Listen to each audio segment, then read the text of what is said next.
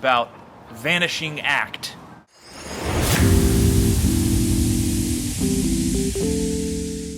The first puzzle is finding where the door to Locurio actually is.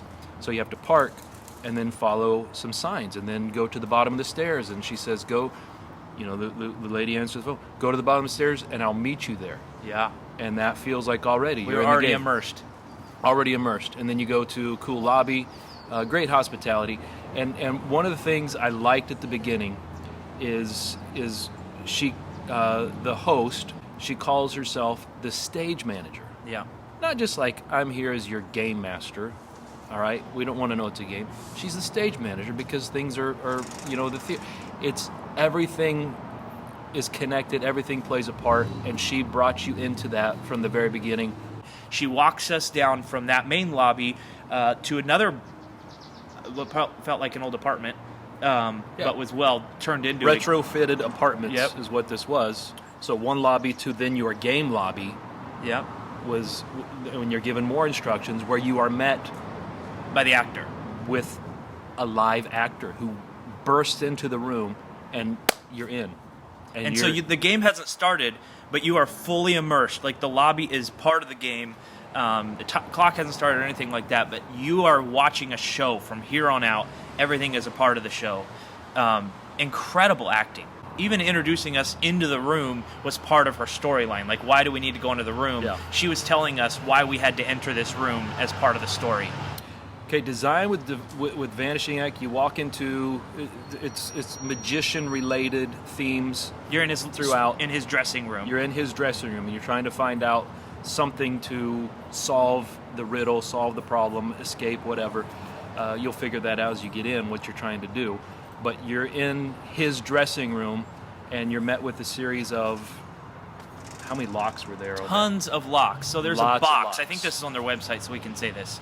There's a box that you're trying to get into. Well, to get into this box, you got to just unlock a ton of locks. So there's just puzzles all over the room that are set into, I'd say, so these are all Generation 1 locks. This entire room is Generation 1 locks. And the puzzles are well designed into the room. It's pretty obvious they're puzzles and not And every set puzzle pieces. is related to a lock. Right. And it's pretty obvious which puzzle is going to connect to which lock. Like, they've done a good job of cluing you toward the correct lock. We never had to guess. I wonder which lock this puzzle is going to open. It was pretty obvious It was pretty obvious because they're all different varieties of locks. The one that was annoying was the junior high locker lock where you have to do right, left, right, and figuring that out. And that was a little cumbersome. I don't like locker locks. Well, you don't like locker locks because if you get it just one off, then you start over, and that can take up 5 minutes of your time just because you're rushing too much. I don't know. And I think the design was pretty. This first room that we walked into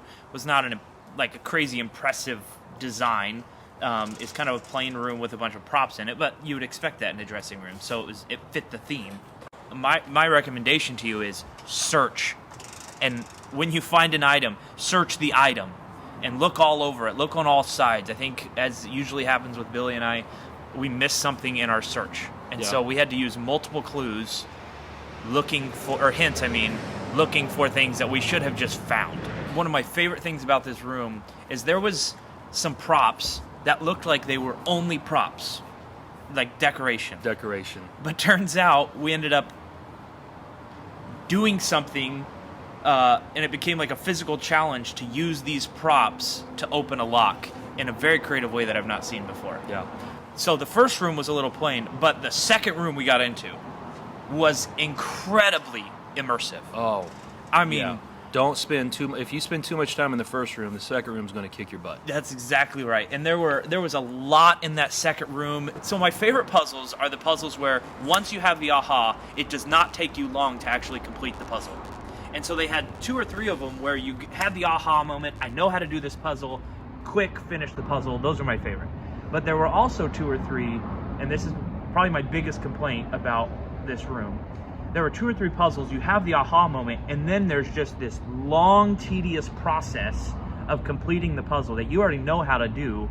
You're just doing the task of completing the puzzle, and it took forever. So this is where the 2 of us usually do okay in a room, just the 2 of us. This is a room where you kind of need 4 people that know what they're doing because there are several puzzles that even though now you know how to do the puzzle, it's going to take you 5 minutes to actually complete the puzzle. At least, yeah. And so so if you could just put somebody on a task and say, you complete this puzzle and you go complete that puzzle, so if you have just 2 people, then those long tedious puzzles are going to add up. And I think we'd be wise just to say, don't do a room with 2 people. so what would you give this overall? I'd give it a 5. I'd give it a 5 too. There were some things that were just really time consuming, that it almost started to feel like work, and maybe a little on borderline almost too tedious. There was an element that we used twice, and it's pretty rare that you use a puzzle element twice in a room. And so that was unique. Usually once you use an item, you can kind of set it aside and say, okay, we're done with that item. Now the good thing about it was it told us you're going to use that item again. Right. And so I don't think it was bad, and I think they clued well toward it. And it was consistent with the theme of the magic room. Correct. The element you needed to use. Yeah. So it was fair. It's pretty obvious. Yeah. Had a blast doing it. It was fun. I highly recommend this room. Yeah. I highly Vanishing recommend Act. doing this room with 4 people. Do it with 4 people, but 2 people had a blast.